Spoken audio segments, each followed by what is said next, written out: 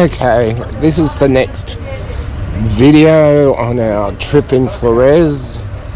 It's mainly focused on a village we visit, and Marselino telling us all about it, and a short little grab on the second village, which was a lot younger. Flores is just amazing. We enjoyed it. We'll go back sometime. And Marselino's the best guide we have ever had. So if you enjoy, please subscribe and have a good day. Thank you. Would your parents' village be the same size? Is it bigger or smaller? Mine it is bigger. Bigger. Like 3 parts bigger. Oh, so this would be a third. This is a third of the size of yours. Yeah. Like this is the name of our ethnic. NGADA. Ngada. Nada. So the G is silent. Yeah. Nada. NG we pronounce Yes. Ngada.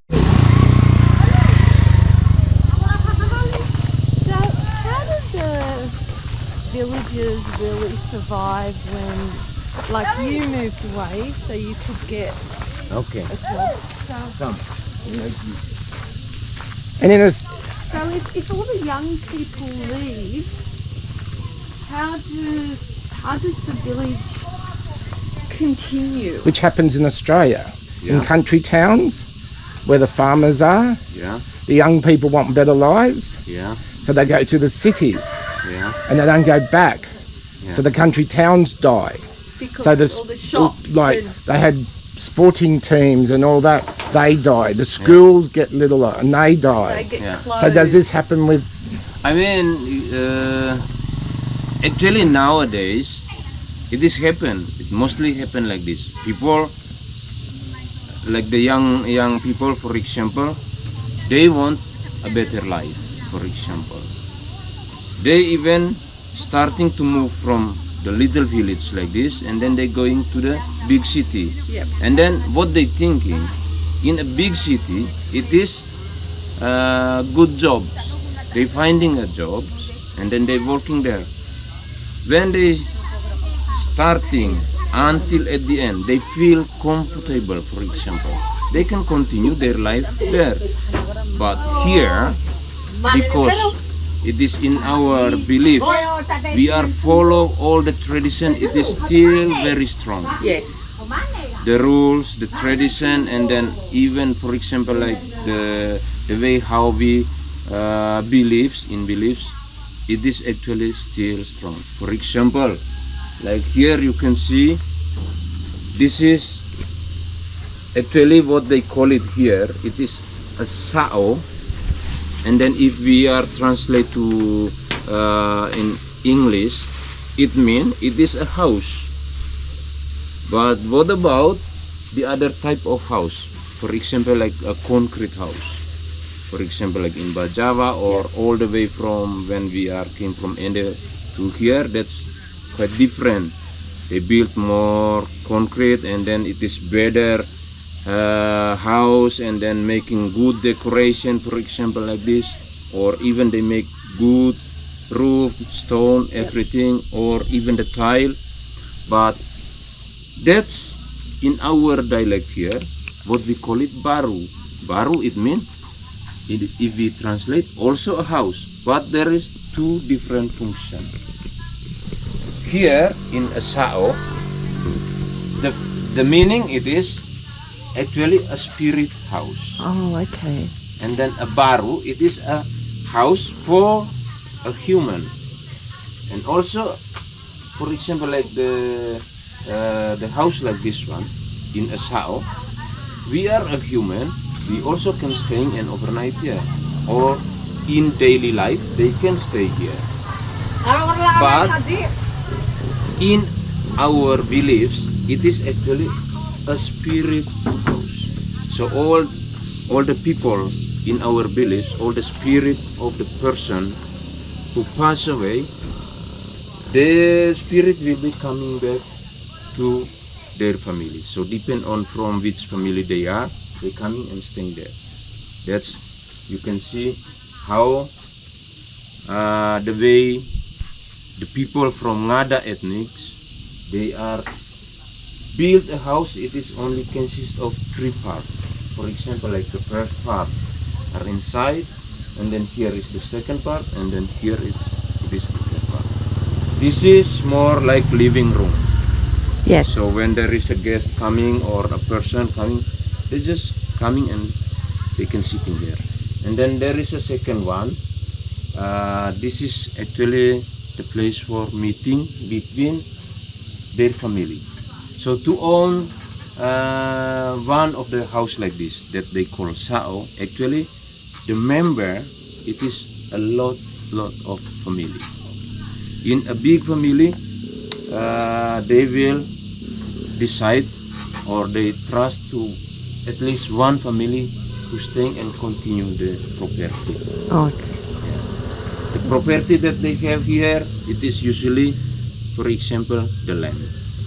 And then the land, the person who staying in a sao, they can walking with this land. Yeah. And then, like I told you, this is like the spiritual house. There is also a regulation or a tradition. Every year there is a time how to offering them. Usually they sacrifice like quite similar like yesterday. They sacrifice the animal and then they're going to offer it inside. Look, if you see on the first room, there is a door. You see, and then how the people here in Ngada ethnics, they build on this spirit room, the door always lower than from the size of a human. You know why? This is actually how to teach us or how to remind us about in a respectful. Example, when we are enter inside, this is in a real, it is not a human room actually. It is a spirit room. So we enter inside, we have to bend down. This is the way how we respect them. Later, if we like walking around here, you can check all the door. It is similar. Who continue the heritage, the property in a family or a power, it is actually The mother. woman. We are follow mother. Or for example, like there in one family there is a lot of all the children or the generation, we are follow from mother line.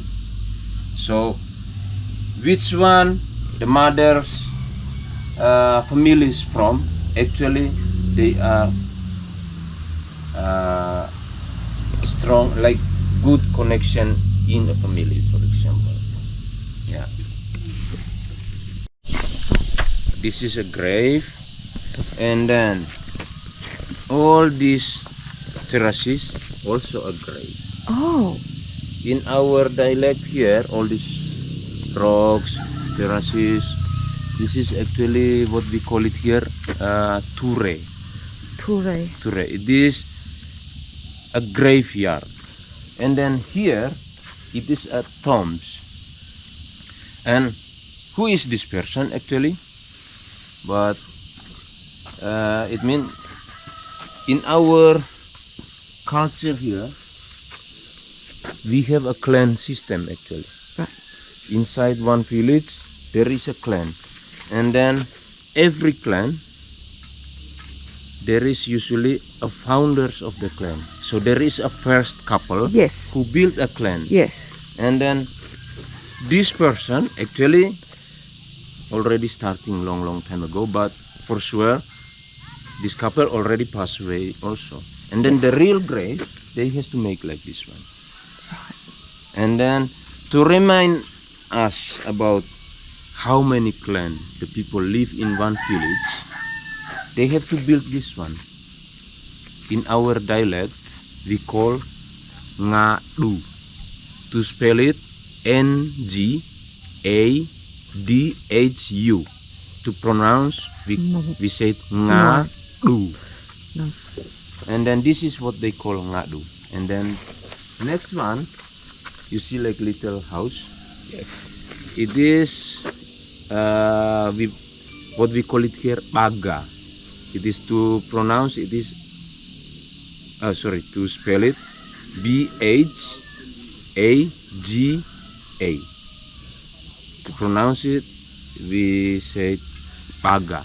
Baga actually it is female symbols. This is male symbols. Who is this male and female? This is what I told you. It is the first couple who built a clan. So to know how many clan the people live in one village, you just need to counting this. For example, like this one linked with that one. Oh, and that one. This one linked with this one. This one linked with that one, and then this one is linked with the other one. And then those. Yeah, so it is in each ngadu, each maga, it is actually belong to one clan. In one of this village, actually it is consist of 9 clans. Yeah. So it's what we would call generations. Yeah. 9 generations. Yeah. Wow.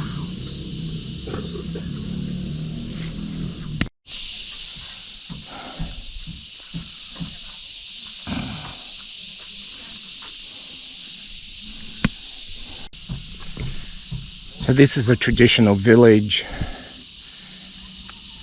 and the people do live here. And from the commentary before, you know a lot about it. It's beautiful. And we could see this from where we stayed last night. Flores is just amazing.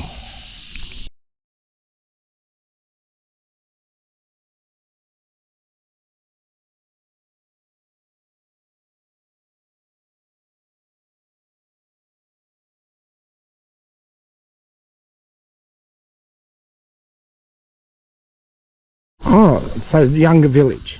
Yes. Much younger. Yeah, much younger. Oh, free.